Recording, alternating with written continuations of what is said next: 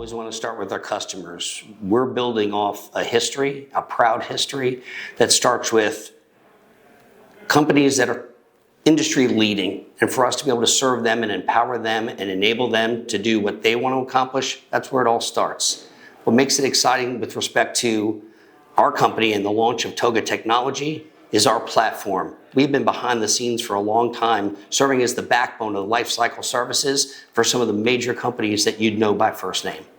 So now we're out. TOGA technology is out. Our TOGA platform is out. And the world's largest companies depend on that to operationalize costs and take cost out of operations and put them into innovation and revenue generating activities. Through our AI platform, we're able to diagnose in advance some of the biggest systemic challenges and offer solutions through automation that allow us to integrate with existing platforms or stand alone on our own.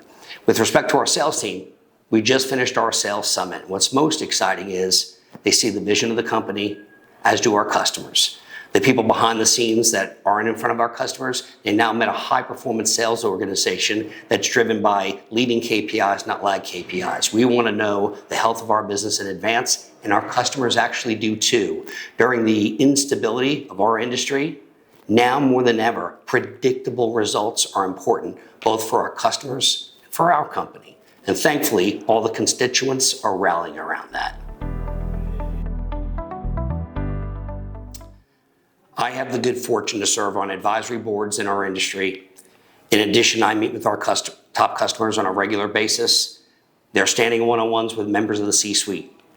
And we make sure we tie our business initiatives to theirs. What keeps them up systemically more than, how is I making a tangible contribution with AI that's delivering business results?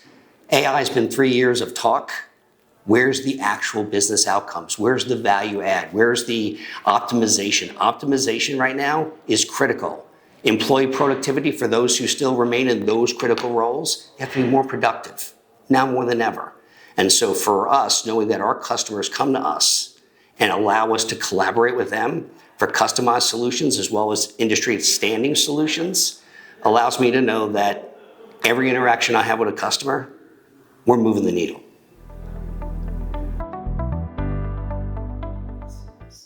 Yeah, so let me start actually, keep in mind, we have a platform, Talos, and it has multiple applications within it. That's our AI platform. We use it internally. So in other words, the same things we promote to our customers, we use ourselves. I'll take a moment to give you a tangible example around help desk. Right now, you can use a voice-to-voice AI automated help desk where you can cut costs up to 75% against your current model. Those are bottom line contributions that are non-strategic in cost, but highly result-oriented with respect to extracting cost out and pushing that into areas of growth for the company. Those strategic initiatives that don't get done. Any study over the last 20 years will tell you that most IT organizations that have initiatives, more often than not, roughly 87%, they won't meet the initial promise that was committed before the project began. They run over budget, they run over time, and don't deliver the results they were supposed to deliver. Through our platform, our salespeople can stand comfortably knowing we help everybody from the Fortune 1 down with automation, optimization, and growth. And as things get more competitive, sometimes it's not who's best, it's who's first. And we want to do both. Yeah, so if I'm talking personally, I would submit to you a couple things. At the end of the day, I believe in a high-performance culture. But I think the cornerstone of that is high integrity and a commitment to people. In fact, if you were to look at my sales organization, I'm not on the top of it, I'm on the bottom of it. My job is to serve, that's servant leadership. And through that servant leadership, how am I enabling my team to scale? So instead of me being at the top of the organization, I'm constantly making sure I'm breaking down barriers while providing vision at the same time. And taking the years of expertise that our ELT, our executive level team has, to have the kind of conversations that give us a credibility that a salesperson alone wouldn't have. But what I can tell you during my 3 years here, there's a fundamental shift between transacting business and driving business value. And the team has seen that transformation in our own company. And it's not just a transformation in culture and performance and being a data-driven organization. It's also through our platform where, again, now we're using our own AI tools to quickly evaluate business outcomes for our customers that are validated by industry leaders and validated by our own customers. So for me, between now having an advocacy selling program, an advocacy selling program is based on what your customers say about you, not what you say about you.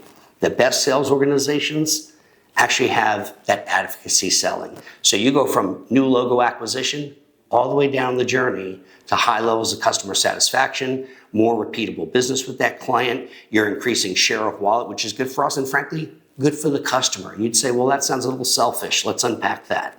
The reality is, more and more I talk to CFOs and CIOs, and what they're asking for is, I need less vendors and more partners during this contentious time, and those who get it right win.